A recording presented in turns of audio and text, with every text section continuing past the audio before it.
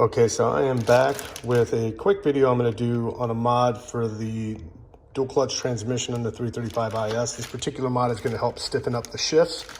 What we're looking at here is from ECS Tuning. It's a set of polyurethane transmission mount bushings. These particular ones have a 78 durometer rating, which they're pretty stiff, but they're not as stiff as some polyurethane bushings, and they're certainly not as stiff as if you went with a solid all aluminum option. This particular one, I wanted it to be streetable, but I certainly wanted it to be better than the stock variation. So what I'm going to do is I'll unpackage these, and then as I pull out the old ones, we'll do a quick comparison side by side so we can see the difference in stiffness.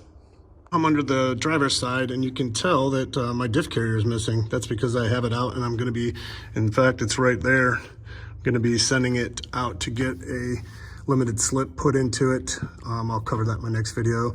But as you can see right now, I have the drive shaft supported by a jack stand. So it's just kind of supported over top of me. And I also have the heat shielding off, which is right here, that covers the drive shaft. So what we're going to do next is we're going to tackle, if we turn around here, the transmission mounts, which are, it's kind of hard to see, but right here, and here, if I can get some light on it. So what we're going to want to do is we're going to want to get our transmission supported. So I'm going to go ahead and get that set up, and then we'll be taking these out. We'll be replacing these bushings with the new polyurethane bushings, and we'll go ahead and put it back together. All right, I have the transmission supported by a jack. Felt more comfortable having the jack supporting it rather than just trying to get a jack stand under. During this process, what you don't want to have happen is you don't want the transmission to move, because as we go after these mounts, we're going to have the transmission off the cross member. So right now my orientation is I'm under the driver's side and I'm facing the front. So the front of the car is that way, passenger side, driver's side. Okay, so the first thing we're going to do here is we're going to take a 13mm wrench or socket, whatever you have, and we're going to go after these cross member bolts, two on that side, two here. Now there's a pattern we're going to start with, and remember, we're going to be loosening these, not removing them. Okay, so we're going to go after number 1, then we're going to swing to number 2, then back over to here to number 3, and then to number 4. So this is the pattern that is recommended by BMW. So I'm going to go ahead and tackle that right now. So I got all of these hand tight, basically, maybe just a little bit less than hand tight all the way around, so all 4. The next thing we're going to do is we're going to go after the 13mm nuts that connect the mounts to the cross brace. Okay, so now that the nuts are out here, and so basically this cross member is loose, the next thing we need to do is we need to raise the jack so that we can push the transmission up so that these mounts can clear the cross brace. Okay, so just keep in mind that you can raise or lower the transmission about 5 to 10 centimeters is what it says. So, you know, a couple of inches without potentially doing any damage to any of the driveline components. So just keep in mind it can move up and down. So right now what we're going to do is we're going to raise the jack so that we can get the transmission up and clear the cross brace here. All right, so I have the transmission up, and you can see now the mounts are clear of the cross member, so I can start to kind of take these bolts out, and we're going to take the cross member out with it. Now this cross member is aluminum, so it is pretty light, so no need to worry about the thing falling and smashing your hands or anything like that as I film with one hand and remove it with the other. There's one more to go here.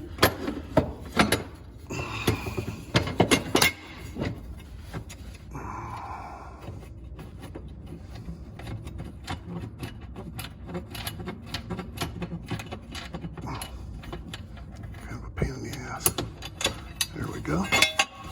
And here's the cross member out. Okay, so cross members on the car, keep it oriented on the ground the way it came out, just to keep any confusion down.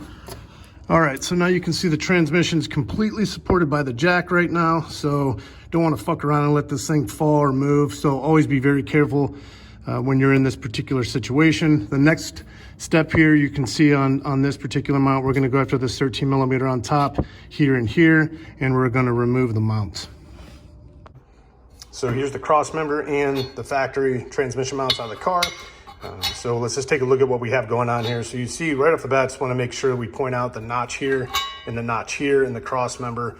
and those match the notches that we have here on the mount, and then obviously here too. And then you'll notice there's some dimples that go into some notches on the transmission on the top side. So what we're gonna do is we're gonna replace these mounts. These mounts come on my car. My car is about 53,000 miles on it, 54,000 miles on it. These are in pretty decent shape, but like everything else, the theme is soft, pliable. And what we want to do is we want to reduce the soft sponginess of the shifts and stiffen them up. Now, if I grab this new polyurethane bushing, which again has a 70A durometer meeting or rating, this particular one, I can't compress or move at all, so it's very stiff. Now again, this is not the stiffest option available for these cars. There are aluminum options, and there's a specific material, I can't recall what the name of it is right now, that's kind of in between polyurethane and aluminum. Those to me would have added more NVH. So what NVH is, you'll hear people talk about that. It stands for noise, vibration, and harshness. We want to try to eliminate that as best as we can.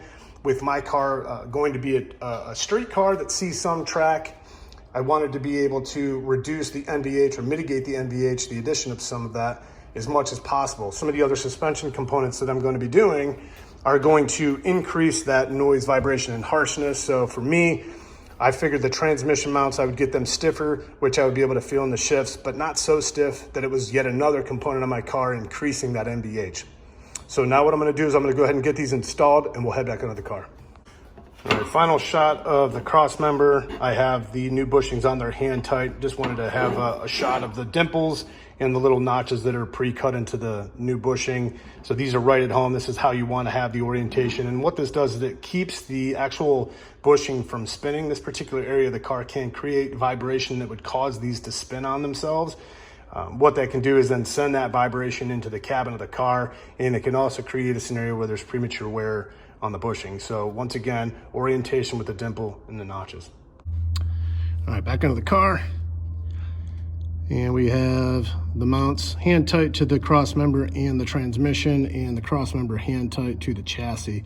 And I have the transmission lowered down just enough to get the fasteners here and here started and hand tight. You'll also notice on the bushings, I have some witness marks that I used a pen. And the reason is as I was getting everything into place, I had to loosen the mounts up a little bit. And what that was keeping me from doing was being able to see over top to make sure that the orientation of the bushings was staying true to the little dimple and the notch. So what I did is took a pen and just made some witness marks. So you'll see those. Let me readjust here. You'll see those here on the cross member and here, and then over on this one too. And as I tightened everything down and got it into place, it allowed me to keep the orientation of the bushing where I wanted it. So a good best practice. So the next thing we're gonna do is we're gonna tighten these down to, in the same pattern that we loosened them, we're gonna tighten those down to 15 foot-pounds and then 16 foot-pounds on the bottom and top nuts here. So that concludes the install on the transmission mounts, but what I wanted to do is close this video with what I think is some pretty important information. So if you're gonna be doing work on your car, any car, or these cars in particular, you're gonna wanna get yourself a very good, reputable service manual. This is a Bentley manual. It's probably the best manual there is with regard to BMWs. So it goes over pretty much every component breakdown, tear down, has torque specifications, and if you're a person who can't read without pictures, well, this has all kinds of pictures. So I'd highly recommend this. My wife found this lightly used on Amazon for me for about $100, maybe actually a little less than $100. And then lastly, get yourself an assortment of torque wrenches.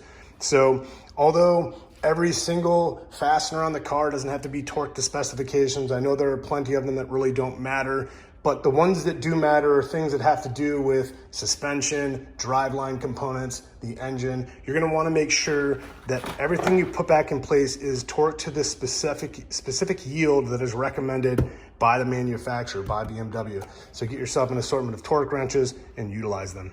Thanks for watching.